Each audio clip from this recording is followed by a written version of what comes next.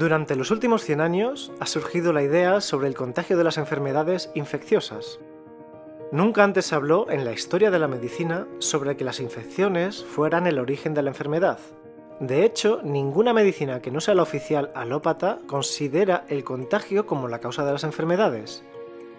Nos referimos a la medicina china, ayurvédica, homeopática, naturópata. Por supuesto que la nueva medicina germánica tampoco considera el contagio ni a los microorganismos como causas de la enfermedad.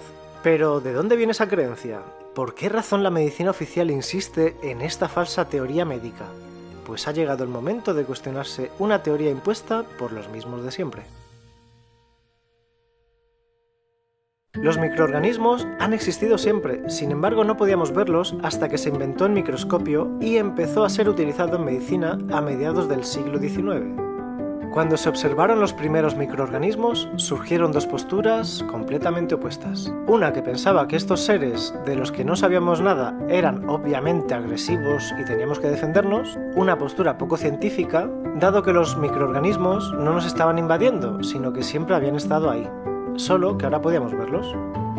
Otro grupo, la amplia mayoría de científicos y médicos de la época, pensó que, justamente porque siempre habían estado ahí, cumplían alguna función biológica que hasta ese momento desconocíamos. Estábamos en plena revolución industrial y la creación de patentes generaba buenos ingresos a los industriales. Pasteur trabajaba en la industria química, pues era doctor en química y no en medicina.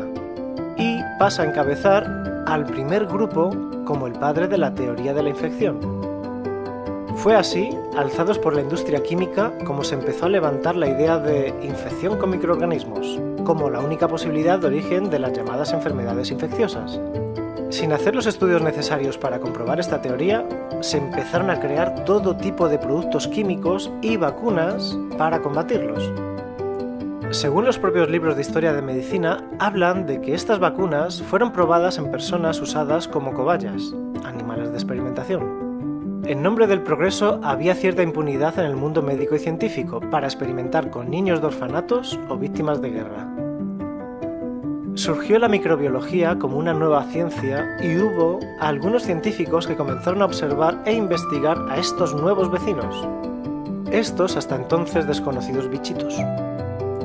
Entre esos científicos se encontraba Robert Koch, que era partidario de la teoría de la infección y que estableció 4 postulados que deben cumplirse en todas las enfermedades infecciosas. Los postulados son los siguientes. El agente patógeno debe estar presente en los animales enfermos y ausente en los sanos. El agente debe ser cultivado en un cultivo axénico puro aislado del cuerpo del animal. El agente aislado en un cultivo axénico debe provocar la enfermedad en un animal susceptible al ser inoculado. El agente debe ser aislado de nuevo de las lesiones producidas en los animales de experimentación y ser distinto al inoculado originalmente. Estos son los 4 postulados. Nos vamos a detener un poco en estos postulados y los pondremos en contexto. Todas las enfermedades infecciosas, cólera, difteria, tuberculosis, etc., fueron descritas por médicos y microbiólogos que utilizaron microscopios poco potentes de principios de siglo. Décadas más tarde se utilizaron microscopios de mejor calidad. Y adivinen qué descubrieron. Estas bacterias, acusadas de causar terribles enfermedades, están presentes en todas las personas. En efecto, en todas las personas. ¿No se contradice eso con los postulados de Koch? Pues sí, contradice el primer postulado que dice que para que una enfermedad sea causada por una bacteria, tiene que estar presente en las personas enfermas solamente, no en las sanas. Como nota, para que comprendan los postulados 2 y 3 de Koch, un cultivo axénico es aquel que tiene una sola especie de microorganismo originado a partir de una sola célula. Eso es algo, digamos, casi imposible en la naturaleza, pues todos los lugares están poblados de distintos tipos de microorganismos y cepas de los mismos, que se encuentran conviviendo en equilibrio. Tal vez por eso los experimentos de Koch, en donde inoculaba con un solo microorganismo, generaba alguna sintomatología en las ratas de laboratorio. Un microbio así, como cualquier ser vivo que no está en su ambiente natural, puede causar estragos en otro. Por no mencionar que a las cobayas se las priva de su libertad, se las separa en jaulas y unos seres 80 veces más grandes que ellas las pinchan a diario durante meses. Este protocolo muy probablemente también influya. Pero sigamos con los microbios. A pesar de que había más médicos que apoyaban la idea de que los microorganismos debían tener alguna función, esta se fue desechando y en la década de los 50 y 60 desaparecieron los médicos que no creían en las vacunas. El poder del dinero ha cambiado la docencia médica que, desde la Segunda Guerra Mundial, es financiada por la industria y todos los médicos de Occidente son preparados con la idea de la infección, sin que se enseñe la otra opción, que es la real, pero no da tanto dinero. Como dijimos antes, gracias a la aparición del microscopio, se inició otra rama de las ciencias biológicas, la microbiología. Y esta rama ha seguido haciendo sus propios descubrimientos, como por ejemplo que todas las bacterias acusadas de causar enfermedades son familiares nuestras, de hecho son endémicas. Esto quiere decir que son propias de los humanos y de ninguna otra especie, entre ellas la difteria y la meningitis. Todos nosotros tenemos varios meningococos en garganta y piel. ¿Cómo podría algo que es propio de nuestro organismo causarnos daño? Y si sabemos eso, ¿por qué seguimos vacunándonos y tomando antibióticos? ¿Por qué se siguen formando médicos pro vacunas? Es más, gracias a los estudios microbiológicos, se ha determinado que la población de la microbiota, es decir, los microorganismos normales en el cuerpo humano, es 10 veces mayor que las células somáticas o germinativas. ¿Escucharon bien? Nuestro cuerpo tiene más microorganismos que células humanas. Esta microbiota es la primera barrera a agentes dañinos, ayuda a la digestión, participa en la degradación de toxinas y contribuye a la maduración del sistema inmunitario. ¿Se imaginan el daño que causa el uso de antibióticos en nuestro cuerpo? Los antibióticos se comenzaron a utilizar de manera masiva unos años antes de la Segunda Guerra Mundial. A partir de los años 60 hasta ahora, casi todas las personas están vacunadas y/o han utilizado antibióticos. Se les atribuye a estos avances que la población tenga una esperanza de vida mayor. ¿Qué? Ojo, si los antibióticos y vacunas comenzaron a utilizarse masivamente después de los 50, las personas que ahora tienen más de 70 años no pertenecen al grupo desinfectado, entre comillas.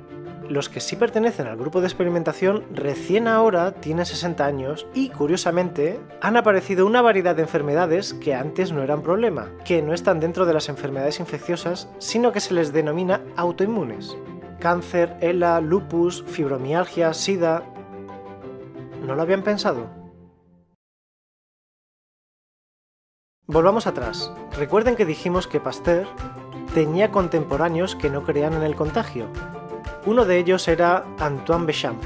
Ambos, científicos franceses que proponen dos explicaciones opuestas sobre la enfermedad. Mientras Pasteur explica que son los microbios los que producen enfermedades, Béchamp presentó la teoría celular, donde las enfermedades son las que vuelven patógenos a los microbios. Qué conveniente que el segundo pasara al olvido.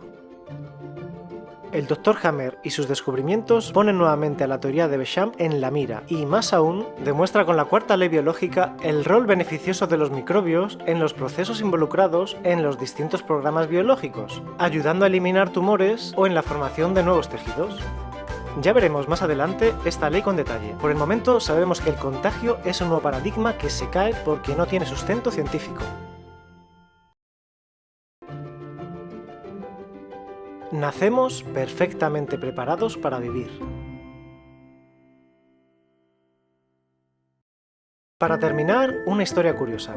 Abigail y Brittany Hensel son gemelas idénticas que nacieron siamesas el 7 de marzo de 1990 en Minnesota, con una extraña anomalía conocida como policefalia.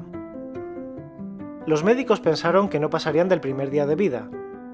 Las niñas fueron creciendo compartiendo sistemas, órganos y extremidades.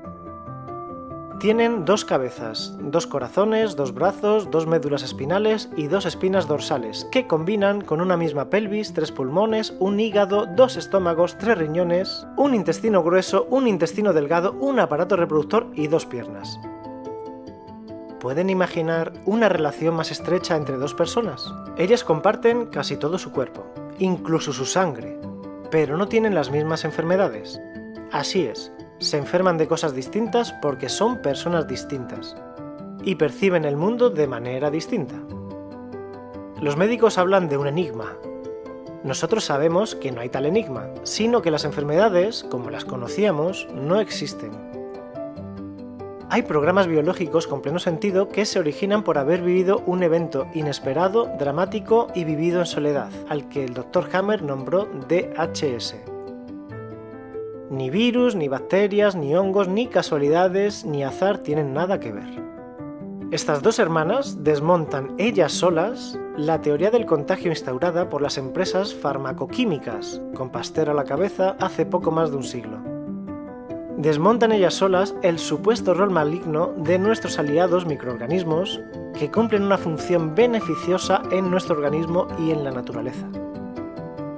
Más adelante profundizaremos en la teoría del contagio microbiano, en esa mentira que ha dado millones de beneficios a sus promotores a costa de seres humanos que depositaron su confianza en ellos y les creyeron.